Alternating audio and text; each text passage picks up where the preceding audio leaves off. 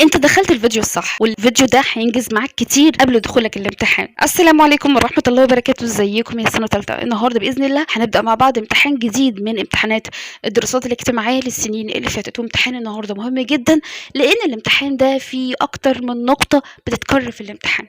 بس قبل ما نبدأ الامتحان انزل حالا تحت الفيديو اكتب كلمة تم وانا هرد. امتحان النهارده ما بيبدأش خريطة، ولكن بيبدأ بسؤال عادي وهو اختر الإجابة الصحيحة مما بين قوسين. 1. كانت مبادرة روجز تهدف إلى وقف إطلاق النار في حرب إيه؟ فلسطين 1948، يونيو 1967، الاستنزاف 1969، أكتوبر 1973. برافو، كانت في حرب الاستنزاف 1969. رقم 2. رئيس هيئة عمليات القوات المسلحة والذي أعد دراسة عن أنسب توقيت للهجوم في حرب أكتوبر 1973، مين هو ده؟ هل هو عبد المنعم رياض، أحمد إسماعيل، سعد الدين الشاذلي، ولا محمد عبد الغني؟ ممتاز سنة ثالثة، محمد عبد الغني. 3. تم عقد اتفاقية أوسلو نتيجة لمؤتمر إيه؟ باندونج، مدريد، سان ريمو، كامب ديفيد. برافو، هو مؤتمر مدريد.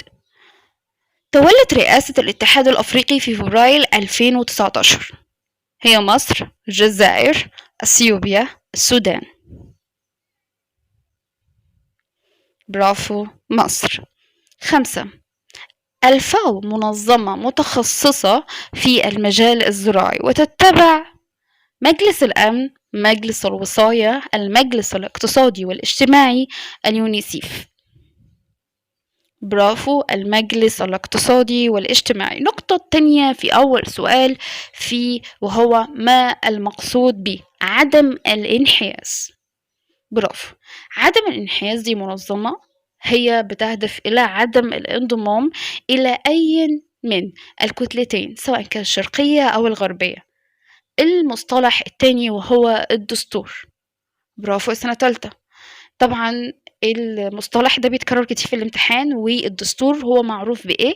هو وثيقة رسمية التي تحدد نظام الحكم في الدولة وتحدد شكل واختصاصات المؤسسات الدستورية المختلفة. النقطة الثالثة في أول سؤال وهو اكتب كلمة صواب أمام العبارة الصحيحة وكلمة خطأ أمام العبارة الغير صحيحة مع ذكر السبب في الحالتين. أول عبارة وهي شاركت مصر في مؤتمر مدريد للسلام عام 1991. برافو، طبعا صح، حيث شاركت مصر فيه بفاعلية لدعوته لحل الصراع العربي الإسرائيلي على ضوء قرارات الأمم المتحدة اللي هو مجلس الأمن وعلى أساس مبدأ الأرض مقابل السلام. أما العبارة الثانية وهي تعد ثورة 25 يناير 2011 من الثورات الفريدة في التاريخ المصري الحديث.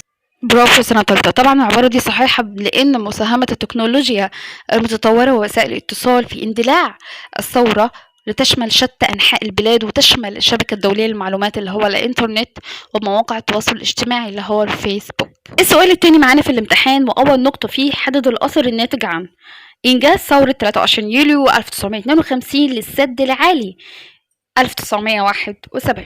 طبعا الأثر الناتج عنه للسد العالي حماية البلاد من خطر الفيضان وتخزين المياه وتوليد الكهرباء. حدد الأثر الناتج عن تدخل الولايات المتحدة في مجلس الأمن أثناء حرب أكتوبر 1973. نركز يا سنة تالتة. برافو. اللي ترتب على ده إصدار مجلس الأمن قرار رقم 338 والذي يقضى بوضع جميع الأعمال الحربية بدءا من يوم 22 أكتوبر 1973 وبعدها بدأت المباحثات المفاوضات بين الطرفين المصري والإسرائيلي. حدد الأثر الناتج عن دعوة مصر للمباحثات عربية في القاهرة في سنة 1945. طبعا اللي ترتب على ده إقرار ميثاق القاهرة اللي كان في مارس 1945 واللي بيتضمن مبادئ قيام جامعة الدول العربية وتم التوقيع عليه من 7 دول عربية. النقطة الثانية في تاني سؤال وهو ماذا كان يحدث إذا رفض العرب الهدنة أثناء حرب فلسطين 1948. طبيعي جدا هيحصل إيه؟ لم يستطيع اليهود تقوية قواتهم من حيث العدد والتسليح والتدريب. استطاع العرب الانتصار. لم يستطع اليهود احتلال معظم أراضي فلسطين.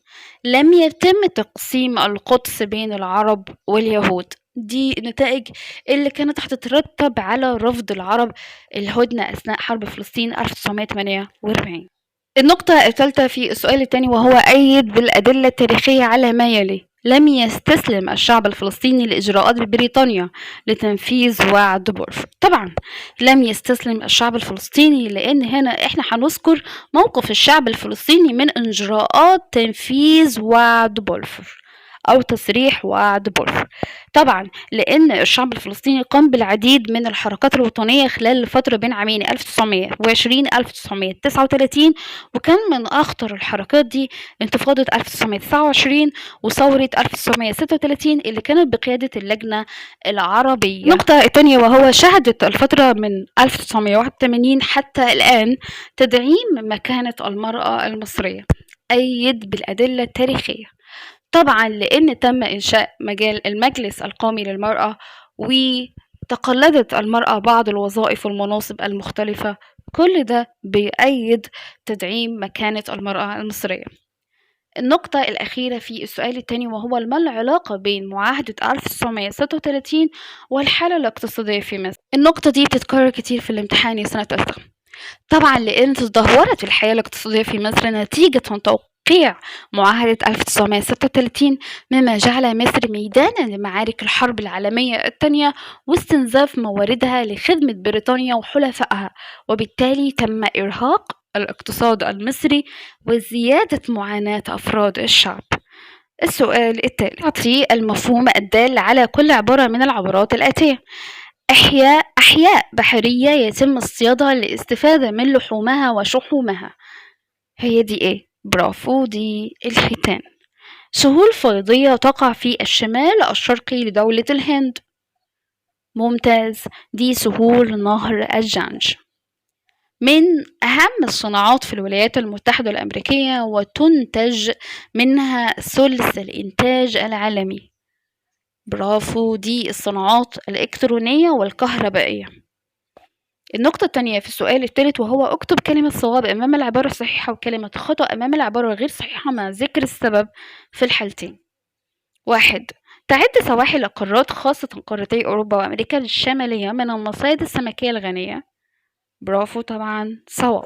ده طبعا يا سنة تالتة ليه؟ بسبب توافر العوامل المساعدة على تطور حرفة الصيد وتربية الأسماك كالتقاء الطيارات البحرية الدافئة مع الطيارات الباردة والتوسع في تربية الأسماك على أسس علمية حديثة. ترتفع الكثافة السكانية بالمرتفعات والأحواض الغربية في الولايات المتحدة الأمريكية. طبعا العبارة دي خطأ. ليه؟ لأنه العكس، بتقل السكان في نطاق المرتفعات والأحواض الغربية بسبب الظروف الطبيعية الصعبة.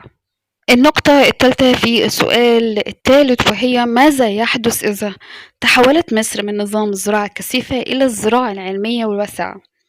طبعا ده هيؤدي إلى إيه؟ ممتازة سنة ثالثة. ده هيؤدي إلى زيادة في الإنتاج الزراعي وكمان زيادة في التصدير للخارج.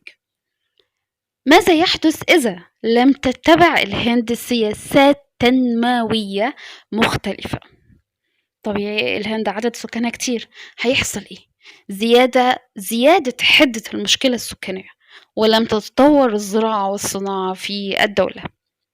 النقطة الأخيرة في السؤال الثالث وهي قارن بين صناعة الألمنيوم وصناعة أسلاك الكهرباء من حيث المادة الخام اللي بتصنع منها، وكمان أولى الدول في صناعة الألمنيوم وصناعة أسلاك الكهرباء. بالنسبة لصناعة الألمنيوم المادة الخام اللي بيصنع منها فهي إيه؟ ممتاز، البوكسيت. طيب إيه أولى الدول في إنتاج صناعة الألمنيوم؟ شطار يا سنة تالتة، أكيد الولايات المتحدة. طيب بالنسبة لصناعة أسلاك الكهرباء ممتاز، فهي بتصنع من إيه؟ من النحاس. طيب أولى الدول في إنتاج أسلاك الكهرباء، برافو، هي شيلي. بالنسبة للسؤال الأخير في الامتحان وهو السؤال الرابع، فهو ده سؤال الخريطة. فاحنا الامتحان بتاعنا معكوس. هنا أمامك خريطة لدولة نيجيريا، وضح مدلول الأرقام الآتية. 1. مسطح مائي موجود هنا، ده ايه؟ ممتاز، ده خليج غينيا. 2. دولة موجودة هنا بالظبط، ممتاز، دي تشاد.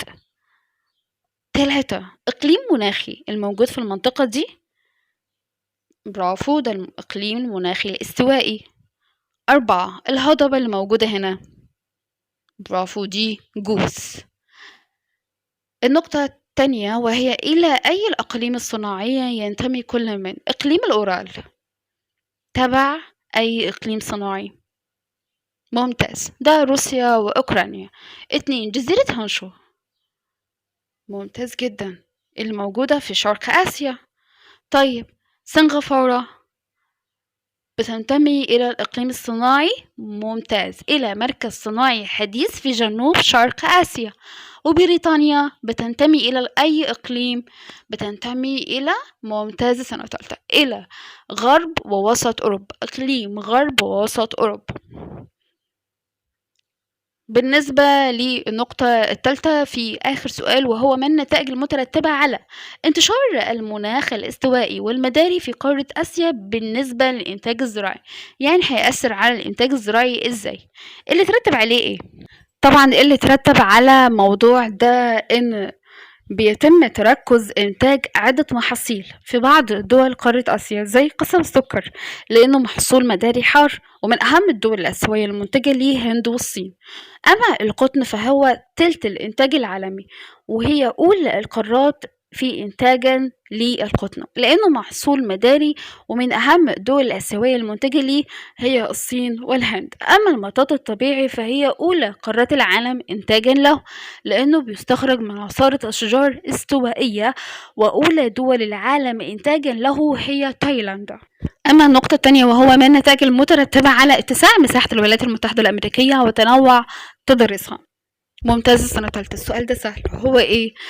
ترتب عليه تنوع المناخ، وبالتالي تنوع النبات الطبيعي من منطقة للتانية، وتنوع محاصيلها الزراعية. آخر سؤال في الامتحان بتاعنا وهو ما العلاقة بين تدفق البترول وانتشار التعليم والرعي البدائي؟